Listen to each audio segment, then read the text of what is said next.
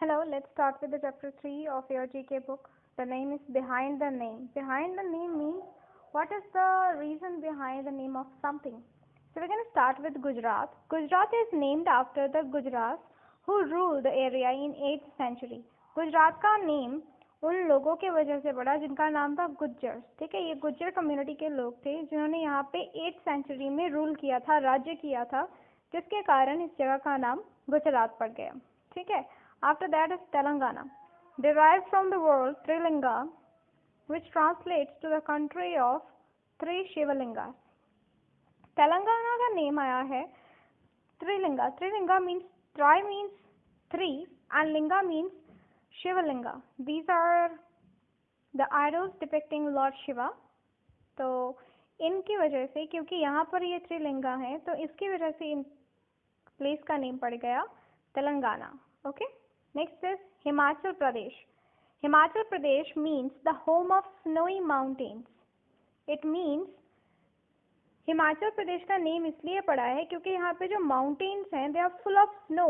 ये स्नो से भरे रहते हैं. That's why the name has been derived from it as home of snowy mountain. इसलिए हिमाचल प्रदेश को बोला जाता है कि स्नो से बिल्कुल कवर हुए जो माउंटेन्स हैं उनका घर है. यहाँ घर का मतलब होता है कि बहुत सारे माउंटेन्स हैं जहाँ पर जो आपके पूरी तरह से कवर हुए पड़े हैं स्नो से. Okay. Next is Punjab. Punjab translates to the land of 5 rivers in Persian. अगर हम पर्शियन लैंग्वेज में देखें तो पंजाब का जो नेम है पंज-आब. पंज स्टैंड्स फॉर 5 एंड आब स्टैंड्स फॉर रिवर्स. पंज का मतलब है 5 और आब का मतलब है रिवर. पर्शियन लैंग्वेज में ये मीनिंग निकलता है जिससे डिराइव करके पंजाब का नेम पड़ा है. Okay. Next is Meghalaya. Translated from Sanskrit, Meghalaya means abode of clouds. Abode होता है the place where somebody lives, जहाँ पे कोई रहता है. अबॉर्ड ऑफ क्लाउड्स मीन्स जहाँ पे क्लाउड्स रहते हैं. Meghalaya it's a Sanskrit word. Meghalaya, मेघ का मतलब होता है क्लाउड्स, आलय का मतलब होता है जहाँ पे कोई रहता है. ठीक है. So Meghalaya comes from abode of cloud, इसलिए इसका नेम है. यहाँ पे बहुत से क्लाउड्स हैं. जो आपके क्लाउड्स हैं ना वो बहुत ज़्यादा नीचे हैं, आपको बहुत क्लाउड्स विजिबल होते हैं. That's why it is been named as Meghalaya, abode of clouds. Next is Maharashtra. Maha means great. महा का मतलब होता है great and Rashtrika means Rata, the tribe's dynasty of pretty chiefs that ruled the Deccan region. ये जो महा का मतलब है वो तो ग्रेट है, महान है. दूसरा है आपका राष्ट्रिका. राष्ट्रिका का मतलब है यहाँ का एक राटा नेम का ट्राइब था, एक कम्युनिटी थी, साम्राज्य था, राजवंश था. उन्होंने यहाँ पर रूल किया था. ठीक है. डेक्कन रीजन में महाराष्ट्र जो आपका आता है वो दोनों में आ जाता है, नॉर्थ और साउथ में, राइट. तो इन्होंने जो डेक्कन रीजन है आपका साउथ का एरिया है वहाँ पे रूल किया था. उसी के नेम से महाराष्ट्र का नेम महाराष्ट्र पड़ा. Next is Arunachal Pradesh. Sanskrit meaning of Aruna is dawn lit and anchal is mountain. Arunachal, आंचल होता है आपका mountain according to Sanskrit language. ठीक है. संस्कृत लैंग्वेज के अकॉर्डिंग आंचल का मतलब होता है आंचल का मतलब होता है आपका mountain. It's not anchal, it's anchal. आंचल का मतलब होता है माउंटेन और अरुणा का मतलब होता है डाउनलेट. डाउनलेट होता है जैसे आपका मॉर्निंग का टाइम होता है, जैसे अभी बहुत जल्दी होती है, अर्ली मॉर्निंग होती है, तब आपका थोड़ा थोड़ा जैसे लिट हो जाता है ना, लाइट हो जाती है, वो वाली लाइट से. ठीक है. तो उससे इसका नेम लिया गया है Arunachal Pradesh. Okay. Next is Assam. Assam got its name from the Ahom dynasty who ruled the region for 6th century. 6th century का मतलब होता है 600 years. ठीक है. ये एक डायनेस्टी थी, ये एक राजवंश था अहोम. इन्होंने यहाँ पर रूल किया था, साम्राज्य किया था 600 years के कारण. इतना लंबे टाइम तक इन्होंने रूल किया था. That's why Assam has been named after their dynasty, Assam. ठीक है. अहोम से पड़ा है इसका नाम अस्साम. Next is West Bengal. The word Bengal is derived from Bonga. ये बंगा से बना है. बंगा का क्या मतलब है? God of Santhal. संथल भी जो होती है आपका एक ट्राइब होता है, एक कबीला होता है. ठीक है. उनके जो गॉड है उनका नेम है Banga. And aal is a device used in agriculture, और आल एक डिवाइस होता है जो आप एग्रीकल्चर में यूज करते हैं, खेती बाड़ी में ये लोग यूज करते हैं, ठीक है। Next is Kerala. Lord Parashurama reclaim the land from the sea. Lord Parashuram जो थे ये सी से इस लैंड को लेके आए थे। हेंस द वर्ड चरना अलम एडेड लैंड। चरना अलम का मतलब होता है एडेड लैंड, जोड़ा गया लैंड, बाद में जोड़ी गई जमीन, विच लेटर बिकेम केरला। जो बाद में जो वो लैंड था, जैसे टाइम के साथ साथ उसका नेम चेंज होता गया, जैसे लॉर्ड परशुराम ने जब उनको रिक्लेम किया था इस लैंड को, तो उसका नेम रखा गया था चरण अलम, ठीक है, वर्ड चरण अलम के जोड़ा गया land.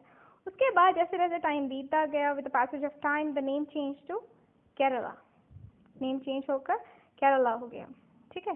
Next is Jammu and Kashmir. Jammu is probably, probably का मतलब शायद, इस वजह से इसका नाम रखा गया है, इट्स नॉट वेरी श्योर क्यों रखा गया है। There was a king named Jambu Lochan. Jambu Lochan नाम का एक किंग था कश्मीर में, उसके हाँ जम्मू में ये लोचन नाम का किंग था, उसकी वजह से ये नेम रखा गया। और आपका कश्मीर का मतलब होता है land desiccated from water. Desiccated from water means उसको बिल्कुल डिप्रीव्ड ऑफ वाटर कर दिया गया है, उसका वाटर से दूर कर दिया गया है, जैसे उसको ड्राई कर दिया गया है, ठीक है। नेक्स्ट है Karnataka. Karnat means Lofty land. Karnat means Lofty land. Lofty land है आपका जो सराउंडिंग्स पे जो लैंड है ना, वो काफ़ी ऊंचा है, काफ़ी हाई पोजीशन पे है। Referring to the Deccan plateau. जो आपका डेक्कन प्लेट्यू है उसके अराउंड का या उसके आसपास के एरिया को रेफर करके इसका नेम ये रखा गया है, ठीक है, कर्नाटका। Next is crops. आपका नेक्स्ट फोर्थ चैप्टर है क्रॉप्स। पहले आपका रिफ्रेश पॉइंट पढ़ लेते हैं। यहाँ पे क्या लिखा है, diversity in climate.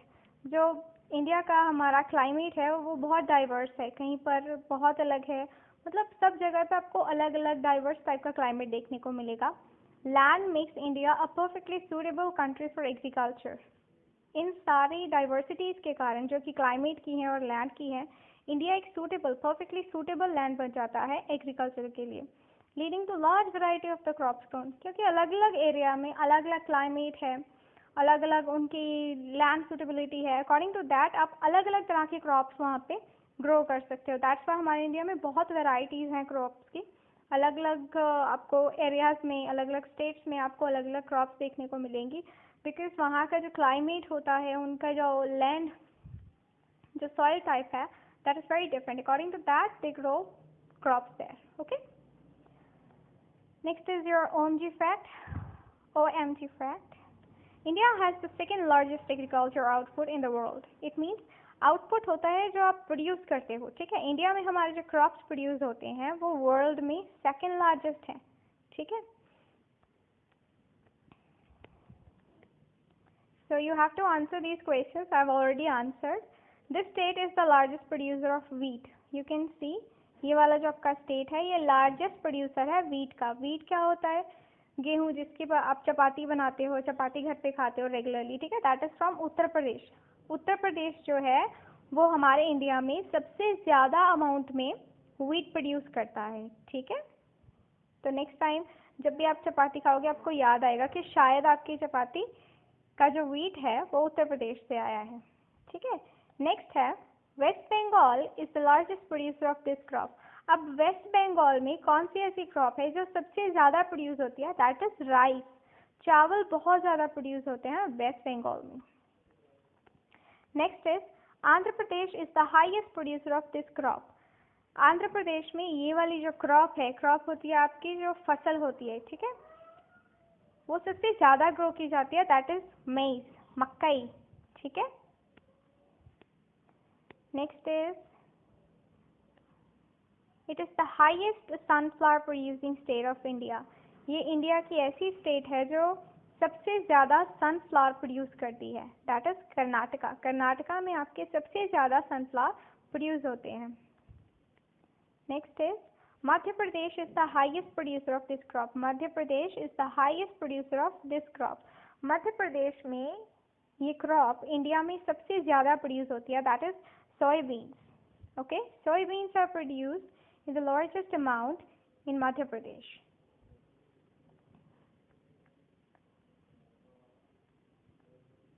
Next we have, it is the largest oil seed producing state in India. India में सबसे ज़्यादा ऑयल सीड प्रोड्यूस करने वाली स्टेट जो है वो है आपकी Gujarat. Okay, next is Bihar is the highest producer of this in India. हमारे इंडिया में जो बिहार स्टेट है that is famous for producing one thing in the largest amount, that is लीची। यहाँ पे लीची सबसे ज़्यादा प्रोड्यूस होती है। इंडिया में अगर कोई स्टेट है जो सबसे ज़्यादा लीची प्रोड्यूस करता है that is Bihar. Next we have, it is the highest producer of mustard in India. It is the highest producer of mustard in India. आप सरसों का तेल लगाते हो, राइट? वो जो सरसों का तेल है वो सीड से आता है, वो होता है मस्टर्ड सीड्स। मस्टर्ड की क्रॉप होती है, ठीक है, फार्म में। वो आपका सबसे ज़्यादा जो मस्टर्ड प्रोड्यूस होता है that is in Rajasthan. Rajasthan में सबसे ज़्यादा मस्टर्ड प्रोड्यूस होता है। Next we have, this state has the highest, is the state is the highest producer of coconut in India. Coconut सबसे ज़्यादा कहाँ प्रोड्यूस होते हैं? तो ये आपके साउथ इंडिया में बहुत फेमस है, Tamil Nadu, right? It's very easy, Tamil Nadu में आपको सबसे ज़्यादा कोकोनट मिलते हैं। Next is Assam is the highest producer of it in India. ये तो बहुत फेमस है। Assam is famous for T, चाय के लिए फेमस है असम। यहाँ की जो टी लीव्स होती हैं, एक तो यहाँ पर बहुत ज़्यादा अमाउंट में टी प्रोड्यूस होती है, दूसरा यहाँ की जो टी लीव्स होती हैं वो बहुत अच्छी क्वालिटी की होती हैं। या वो बहुत ज़्यादा बेस्ट क्वालिटी की कह सकते हो आप, बहुत अच्छी होती हैं। West Bengal is the highest producer of these in India. हमारे इंडिया में वेस्ट बंगाल सबसे ज़्यादा वेजिटेबल्स प्रोड्यूस करता है। अगर कहीं वेजिटेबल्स प्रोड्यूस होती हैं सबसे ज़्यादा तो वो होती हैं वेस्ट बंगाल में, राइट? हमने एक पहले देखा था वेस्ट बंगाल में क्रॉप ग्रो होती है, राइट? वो क्या थी आपकी, देखो आपने कंफ्यूज नहीं होना है। यहाँ पे थी आपकी क्रॉप, क्रॉप होती है फसलें, राइट? तो जो वेस्ट बंगाल की हाईएस्ट क्रॉप प्रोडक्शन है वो है राइस की। और वेस्ट बंगाल की अगर आपसे पूछा जाए दीज, ये प्लूरल में है, right? So these stands for vegetables. यहाँ पे दीज का मतलब है कि आपको ज़्यादा चीज़ें बतानी है जो प्रोड्यूस हो रही हैं। Those are vegetables, different varieties of vegetables यहाँ पे प्रोड्यूस होती हैं, ठीक है? क्रॉप तो एक टाइप की हो गई, बट यहाँ पे वेराइटी ऑफ वेजिटेबल्स प्रोड्यूस होती है, right? Next we have Andhra Pradesh is the highest producer of teas. Andhra Pradesh में स्पाइसेस बहुत मिलते हैं, आपको अलग अलग वेराइटीज़ मिलेंगी आपको स्पाइसेस की, ठीक है? So here we have news feed, India is the largest producer and one of the exporter of cotton in the world. हमारे इंडिया में सबसे ज़्यादा कॉटन प्रोड्यूस होती है, ठीक है? दुनिया में बहुत सी ऐसी कंट्रीज़ हैं जो कॉटन प्रोड्यूस करती है और उसमें से हमारा इंडिया भी एक है। और जो इंडिया में कॉटन प्रोड्यूस होता है वो एक्सपोर्ट भी होता है, अलग अलग कंट्रीज़ में भी जाता है from India. Farming began around 10,000 BC during the first agricultural revolution when the nomadic tribes began to form. जो फार्मिंग स्टार्ट हुई है इन द वर्ल्ड, ये स्टार्ट हुई है 10,000 बिफोर क्राइस्ट में, during the first agriculture revolution, जब सबसे पहली आपकी एग्रीकल्चर की क्रांति आई है, खेती की क्रांति आई है, कृषि क्रांति आई है। When nomadic tribes began to form. Nomadic, who are the nomadic? Those who don't have any stable housing facility. ये किसी एक जगह पर नहीं रहते हैं, ये मूव करते रहते हैं from one place to another in search of work, food और व्हाटएवर। तो इन्होंने सबसे पहले फार्मिंग स्टार्ट की एंड आफ्टर दैट हमारे ह्यूमन बींग्स में हमारे जो डिफरेंट कम्युनिटीज़ हैं उन्होंने भी स्टार्ट कर दिया, तो फार्मिंग स्टार्ट हो गई, ठीक है? और वो आज तक चल रही है।